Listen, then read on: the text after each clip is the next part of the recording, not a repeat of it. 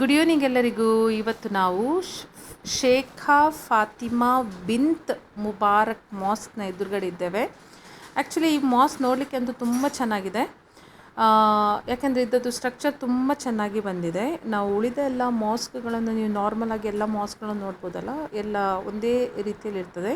ಆದರೆ ಈ ಮಾಸ್ಕ್ ಒಂಥರ ವಿಶೇಷವಾಗಿ ತುಂಬ ಚೆನ್ನಾಗಿ ಮಾಡಿದ್ದಾರೆ.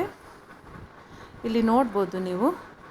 ಇದು ಇದರದ್ದು ವಿಶೇಷತೆ ಏನಂದರೆ, ಇದರ ಸುಮಾರು 5,000ದಷ್ಟು ಜನರು ಈ ಮಾಸ್ಕ್ನೊಳಗೆ ಒಂದೇ ಬಾರಿಗೆ ಸೇರಿಕೊಂಡು ಅವರು ಪ್ರಾರ್ಥಿಸಬಹುದಂತೆ. ಆ್ಯಕ್ಚುಲಿ ನಮಗಿಲ್ಲಿ ಲೇಡೀಸ್ಗಳಿಗೆ ಒಳಗೋಗಲಿಕ್ಕೆ ಅವಕಾಶವಿಲ್ಲ, ಹಾಗಾಗಿ ನಾನು ದೂರದಿಂದಲೇ ನಿಮಗೆ ತೋರಿಸ್ತಾ ಇದ್ದೇನೆ.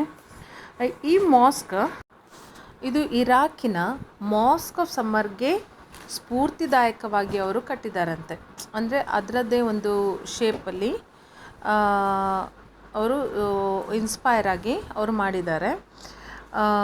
ಹಾಗೆ ಇದರೊಂದು ರೂಫ್ಗಳನ್ನು, ಇದರದ್ದು ಮಹಡಿಯನ್ನು ನೀವು ನೋಡ್ಬೋದು. ಒಂಥರ ಒಂದು ಐಸ್ ಕ್ರೀಮ್ ಕೋನ್ ಥರ ಎಷ್ಟು ಚೆಂದ ಮಾಡಿದ್ದಾರಲ್ವಾ.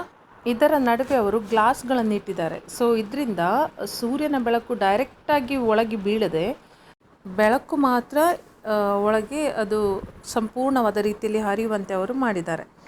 ಈ ಡಿಸೈನ್ ಮಾಡಿದ ಕಂಪೆನಿಗೆ, ಇದು ಆರ್ಕಿಟೆಕ್ಚರ್ ಮಾಡಿದಂಥ ಕಂಪೆನಿಗೆ ಅವಾರ್ಡ್ ಕೂಡ ಸಿಕ್ಕಿದಂತೆ.